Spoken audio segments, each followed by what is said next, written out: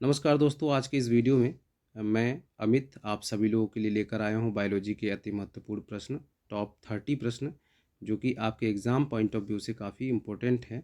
सो इस वीडियो को आप लोग पूरा ज़रूर देखिएगा और इस वीडियो में शुरू से अंत तक बने रहिएगा।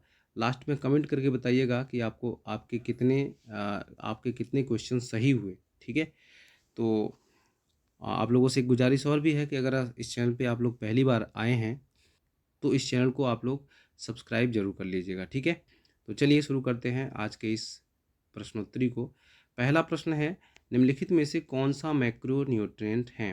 तो मैक्रो न्यूट्रिएंट्स जो होते हैं वो होते हैं जो जिनकी मात्रा अधिक चाहिए होती है बॉडी में, तो वो है ऑप्शन नंबर बी, प्रोटीन जो है वो करेक्ट आंसर है। प्रोटीन हमारे शरीर को ज़्यादा चाहिए होता है। ठीक है, प्रोटीन जो है हमारे बॉडी का बॉडी बिल्डिंग एलिमेंट भी होता है। ठीक है, एग्जाम में अगर आ जाए कि बॉडी बिल्डिंग एलिमेंट्स क्या होते हैं हमारे बॉडी के, तो ये क्या होते हैं?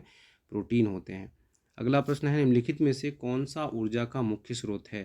तो ऊर्जा का जो मुख्य स्रोत होता है वो है कार्बोहाइड्रेट। हमारे भोजन में ऊर्जा का मुख्य स्रोत होता है। अगला प्रश्न है, शरीर में नाइट्रोजन का संतुलन बनाए रखने के लिए आवश्यक पोषक तत्व है? तो नाइट्रोजन का जो संतुलन है वो बनाए रखने के लिए हमारे बॉडी में प्रोटीन जो है वो आवश्यक पोषक तत्व होता है। अगला प्रश्न है, विटामिन डी की कमी से कौन सा रोग होता है? तो विटामिन डी की कमी से रिकेट्स रोग होता है, जिसको हम सूखा रोग भी कहते हैं। ठीक है, शरीर में हीमोग्लोबिन के निर्माण के लिए आवश्यक खनिज है?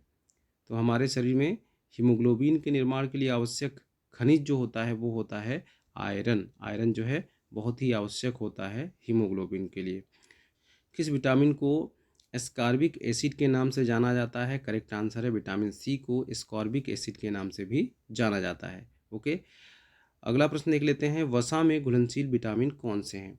तो वसा में घुलनशील विटामिन जो हैं वो है विटामिन डी। विटामिन डी जो है वसा में घुलनशील विटामिन होता है।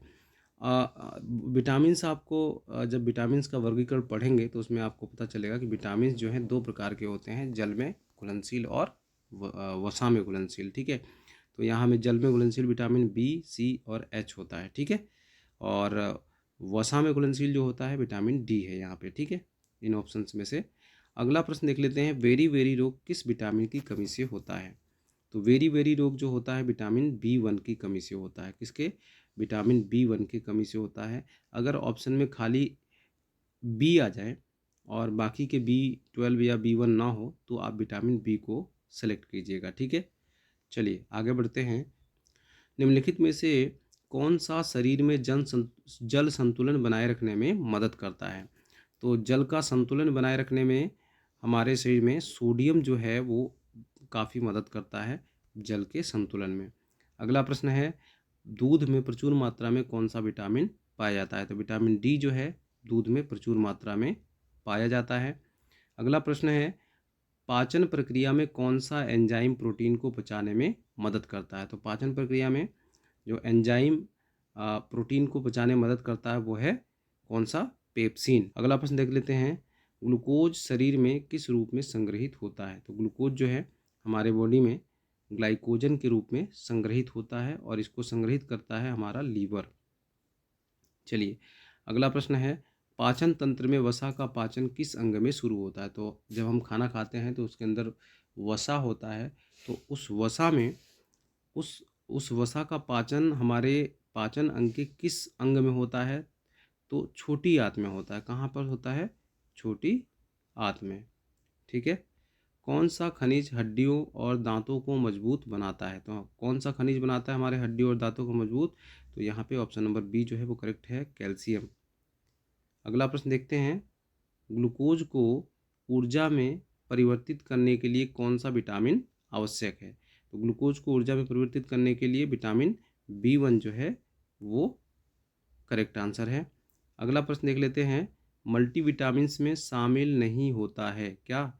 क्या नहीं शामिल होता है मल्टीविटामिन में? तो प्रोटीन जो है वो मल्टीविटामिन्स के अंदर नहीं आता है, क्योंकि ये प्रोटीन है। आगे देखते हैं, कौन सा पोषक तत्व सार्वभौमिक ऊर्जा मुद्रा एटीपी का उत्पादन करता है? तो कौन सा पोषक तत्व जो है एटीपी का उत्पादन करता है? तो कार्बोहाइड्रेट करता है। ठीक है, क्योंकि कार्बोहाइड्रेट ही ज़्यादा ऊर्जा उत्पादन करता है हमारे बॉडी के अंदर। कौन सा तत्व थायराइड हार्मोन के निर्माण के लिए ज़रूरी होता है? तो आयोडीन जो है थायराइड हार्मोन्स जैसे थायरॉक्सिन वगैरह के निर्माण के लिए काफ़ी ज़रूरी होता है। शरीर में जल का प्रतिशत औसत कितना होना चाहिए, कितना होता है, औसतन कितना होता है? तो औसतन लगभग 70 होता है। कई बार आप एग्ज़ाम में कभी आंसर की में आप 80 देखेंगे, कभी 70 देखेंगे, कभी 60 देखेंगे, ये फ्लक्चुएट होता रहता है। यहाँ पे 70% जो है लगभग इतना ही होता है शरीर के जल का प्रतिशत, औसतन जो है ये इतना होता है। ठीक है। अगला प्रश्न, वसा के पाचन में कौन सा यौगिक सहायक होता है? तो वसा के पाचन में कौन सा यौगिक सहायक है इनमें? तो वाइल जो है ये हमारे वसा, हमारे शरीर के अंदर जो वसा होता है उसको, उसके पाचन के लिए ज़रूरी होता है।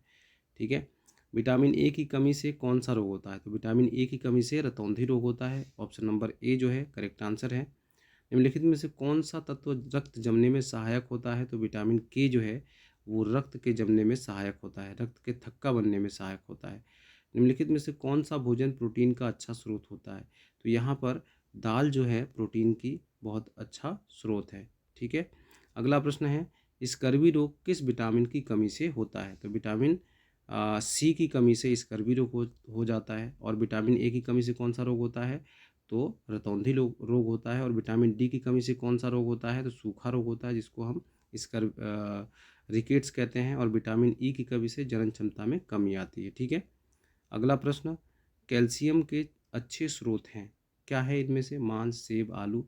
तो यहाँ पर जो करेक्ट आंसर बनेगा दोस्तों, तो वो बनेगा हरी सब्जियाँ, कैल्शियम के अच्छे स्रोत हैं। आगे बढ़ते हैं, निम्नलिखित में से कौन सा खाद्य पदार्थ विटामिन सी का अच्छा स्रोत है? तो यहाँ पे जितने भी खट्टे फल होते हैं वो विटामिन सी के अच्छे स्रोत होते हैं। तो यहाँ पे संतरा जो है यहाँ पे करेक्ट आंसर हो जाएगा। आगे बढ़ते हैं, प्रोटीन का सबसे अच्छा स्रोत कौन है? प्रोटीन का सबसे अच्छा स्रोत यहाँ पर इस ऑप्शन के अकॉर्डिंग मछली होगा। मछली में सबसे अधिक यहाँ पर इस ऑप्शन के अकॉर्डिंग प्रोटीन सबसे अधिक पाया जाता है। ठीक है।